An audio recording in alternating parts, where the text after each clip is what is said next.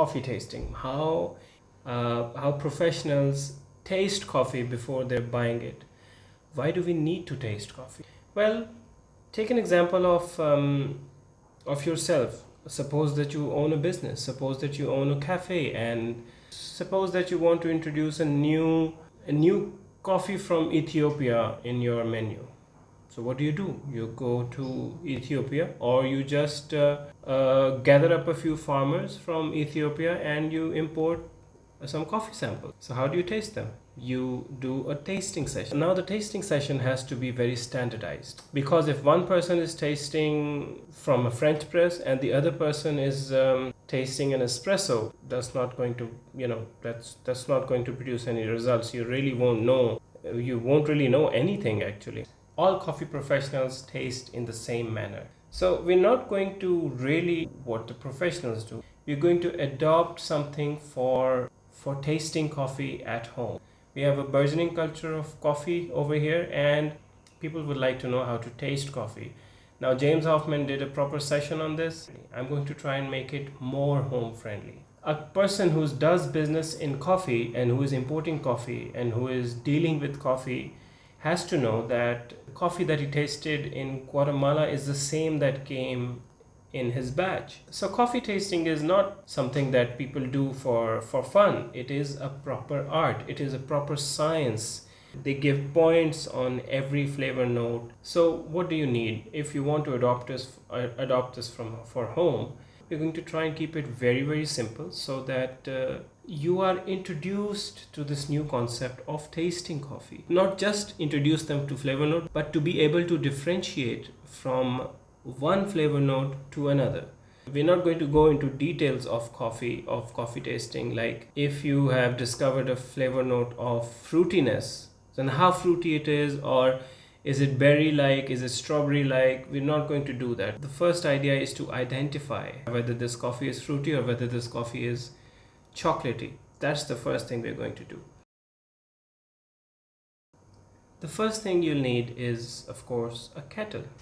It doesn't have to be a gooseneck kettle. It doesn't have to have some special integrated circuits in it. It's supposed to be a kettle which can boil water. That's it. You can boil it in a pan. You can boil it in a stovetop kettle. You can boil it in an electric kettle, like I'm going to do.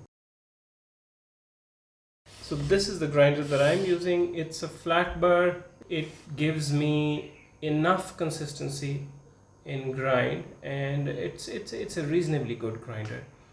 The important thing to note about a grinder is that you just cannot use a blade grinder. You need a specialty coffee grinder which has conical burrs in it or flat burrs. This is a flat burr grinder, and it should give you a consistent and good grind.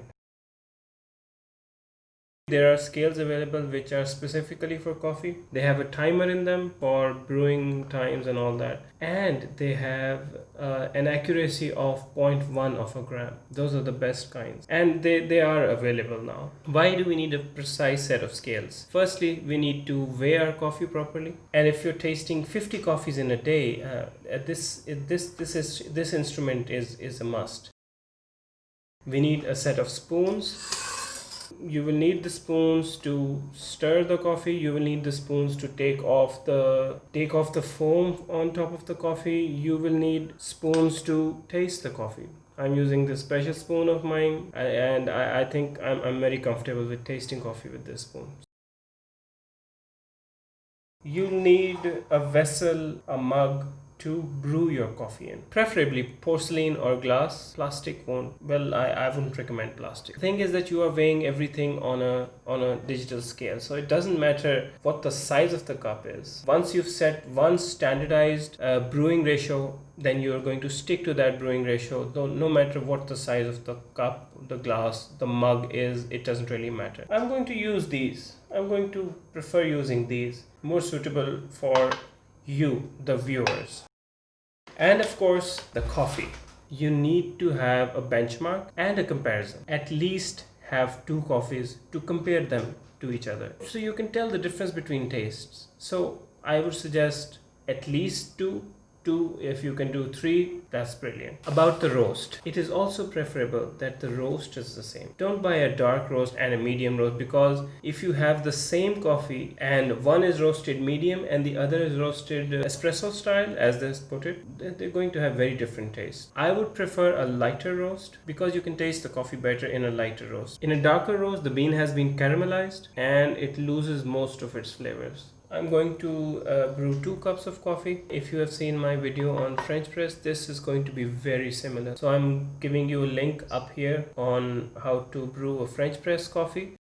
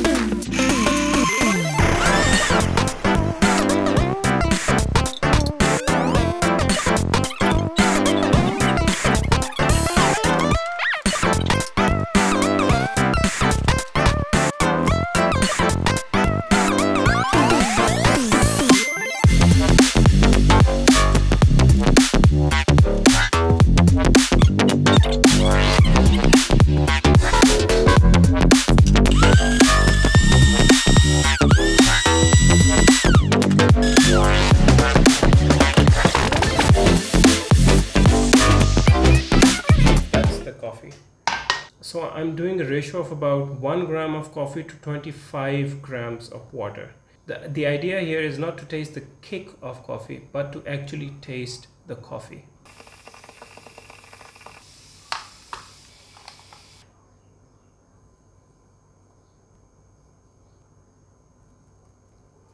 So that's 253 grams of water in each.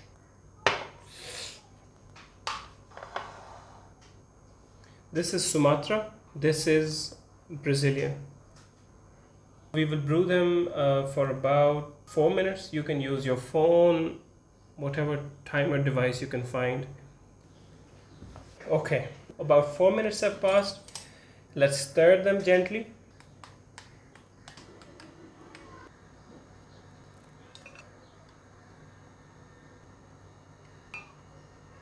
Okay, and now we wait for it to cool down a bit.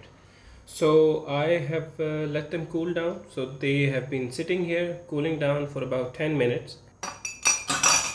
Now both of these coffees were roasted about 2 weeks ago. So they're pretty fresh. We're not going to go into a lot of detail about them, but largely the flavors you need to look for are: is the coffee chocolatey? Does it have an earthy taste? What's the acidity level? Now, acidity in coffee is a good thing. Where does acidity come from? It comes from fruits. Then if you can feel a certain acidic taste, that means that the coffee is fruity. So these are 3 to 4 main things that you need to look for. And later on, as you develop your palate, you will be able to notice further nuances in coffee.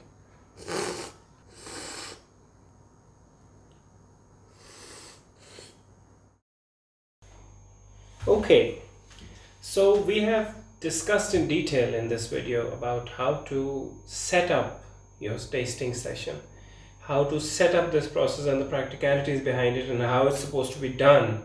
I want to make this into a series where I can arrange for some coffees and we can do a session about how they tasted, how they feel, how was the palate, how did they feel on my tongue. I would like that the coffee community, the coffee industry will help me out in doing this. I didn't really do a very detailed session on these coffees, but I'm going to try and do that next time. In this video, I've given you a very good idea of how to go about setting up the session. So from next week, we'll start doing some tasting. I'll make sure that once a week, we should do some sort of tasting. I would like to know your thoughts about it. Was this session helpful to you? Are you interested in tasting coffees? Is it of any use tasting coffees, or or, or do you just want to get your morning kick? Do let me know in the comments below. I would love to hear your thoughts. As always, thank you very much for watching. Stay safe and have a great day.